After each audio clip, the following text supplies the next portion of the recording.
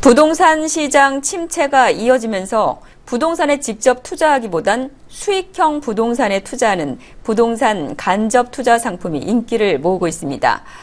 부동산 펀드와 리츠 등의 자금이 몰리자 이 정부에서는 간접 투자 상품에 몰린 자금을 임대주택 시장 쪽으로 유입시키고자 지난 2년간 규제 완화와 같은 당근을 제시했지만 관심을 보인 곳은 단 한 군데도 없었습니다. 조은임 기자가 보도합니다.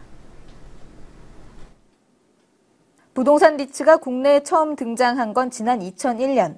큰돈 들여 빌딩이나 오피스텔을 직접 구입하지 않아도 일정한 수익을 낼 수 있고 가격 하락이나 세금, 임대료도 신경 쓰지 않아도 돼 인기를 끌고 있습니다.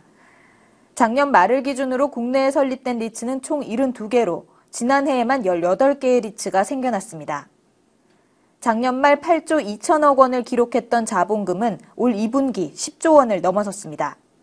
20조 원이 유입된 부동산 펀드 자금까지 합치면 부동산 간접 투자 상품에 모여있는 돈은 30조 원이 넘는 셈입니다.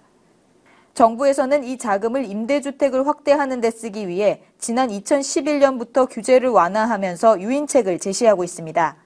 정부의 재정 적자로 임대주택을 확대할 여력이 없어 민간 자본을 끌어들이려 하는 겁니다. 하지만 지난 2년간 임대주택 확대에 참여한 리츠는 한 곳도 없습니다. 오피스텔이나 상가, 창고 등 수익형 부동산에 투자하는 리츠가 수익이 불확실한 임대주택에 투자할 이유가 없기 때문입니다. 수익 창출이 지금 안 되는 부분이 있어서 활성화가 안 됐던 거는 생각하고 있습니다. 업계에서는 부족한 수익률을 메울 수 있을 만큼 혜택을 주지 않으면 리츠의 임대주택 투자는 요원할 걸로 보고 있습니다. 수익률이 8%에 달하는 리츠가 투자할 만한 가치가 있어야 한다는 겁니다. 기업이 임대주택 사업을 할 때는 공공의 역할을 하기 때문에 법인세라든가 취득세라든가 특별부가세라든가 이런 세제에 있어서 혜택을 주는 것은 전향적으로 생각해야 됩니다. 내년 2월부터 시행될 기업형 임대관리업이 제대로 자리를 잡는 것도 중요합니다.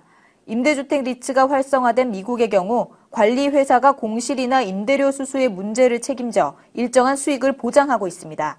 펀드가 리츠가 5년이나 10년 동안 안정적 수익을 확보할 수 있는 자산운용회사, 관리회사 역할을 하거든요. 주거복지 개선이 공공으로 해결되기가 더 이상 어려운 만큼 민간 자금이 임대주택 시장에 유입될 수 있는 대책 마련이 시급합니다.